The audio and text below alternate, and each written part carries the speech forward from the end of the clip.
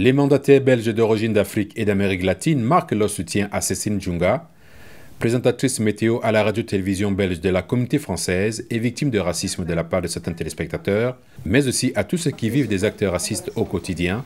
C'était vendredi 7 septembre 2018 au Press Club Brussels Europe.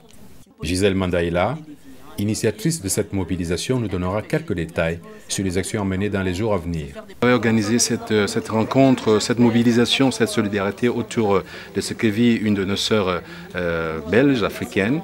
Dites-nous, qu'est-ce qui vous a motivé d'abord à organiser cette solidarité?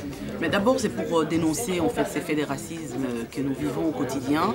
Et Cécile Djounga a eu le courage de pouvoir le dénoncer. Et comme elle est médiatisée, donc ça a pris de l'ampleur et ça démontre aujourd'hui que voilà, les citoyens de lambda qui subissent ces faits-là ne sait pas se défendre ou ne sait pas le dénoncer.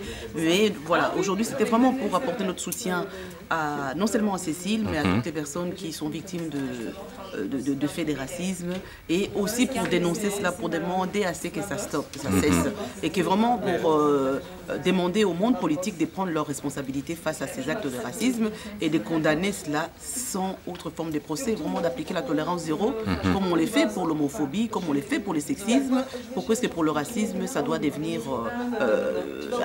enfin ça doit pas avoir la même importance.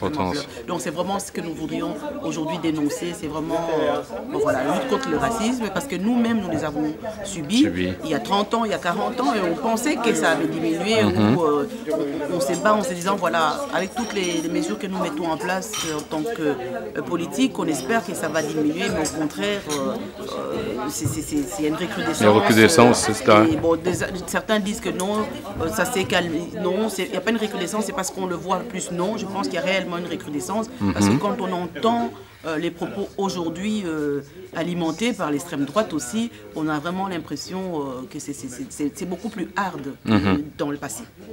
Est-ce qu'il y aura des actions d'abord par rapport à ce que vous avez commencé aujourd'hui pour donner l'espoir à tous ceux qui vivent ces situations au quotidien? Ben, en tant que politique, nous avons des leviers. Les leviers, c'est interpeller les ministres, c'est interpeller le gouvernement, c'est faire des propositions. Et donc avec mes collègues politiciens, nous avons décidé en fait d'aller interpeller le fédéral en accompagnant en fait la société civile qui a travaillé sur ces plans interfédéraux de lutte contre le racisme. Donc maintenant, vous savez, ça freine au niveau du fédéral. Donc tous les collègues, au-delà du travail parlementaire, nous allons prendre notre bâton de pèlerin avec les associations et aller voir le responsable fédéral et leur demander de prendre leurs responsabilités par rapport à cela. On espère qu'avec ben voilà, ces cas et ces faits qui ont été dévoilés par Cécile Djounga, peut-être que ben voilà, les ministres seront un peu plus ouverts et plus ouverts pour nous entendre. Il est peut-être temps que la Belgique prenne un peu cette question à bras le corps. Non, les faits de racisme sont condamnables ici avec la loi de 1981. Normalement, c'est un délit pénal. Mais le problème, c'est que c'est au niveau des plaintes et puis il faut prouver. Et aujourd'hui, on a, mais bon voilà, on a des enregistrements, mais je pense qu'il faut nécessairement qu'on condamne. Il ne faut pas non plus qu'on vienne nous dire oui, vous savez, ce sont des jeunes, on va leur donner des travaux, on va les condamner à des peines, on appelle ça des travaux, des travaux d'intérêt général. Non, je crois qu'à un moment donné, un délit, c'est un délit. Quand c'est un délit homophobe, ben voilà, on ne condamne pas à des travaux d'intérêt général. Donc là, je pense qu'il est aussi nécessaire de dire voilà, quand c'est un délit, et il faut nécessairement le punir comme il faut. Il y a des actions qui vont être entamées au niveau politique, au niveau de la société civile en général. Je pense que c'est là où les gens vivent le plus cette problématique au quotidien. Que faudrait-il faire pour sensibiliser cette opinion belge vis-à-vis de cette situation? Non, mais je crois qu'il faut aujourd'hui que les médias prennent la chose. C'est vrai que les associations qui luttent contre le racisme font du bon boulot. Ces plans interfédéraux, c'est quelque part un plan qui a été aussi fait par la société civile, avec la société civile.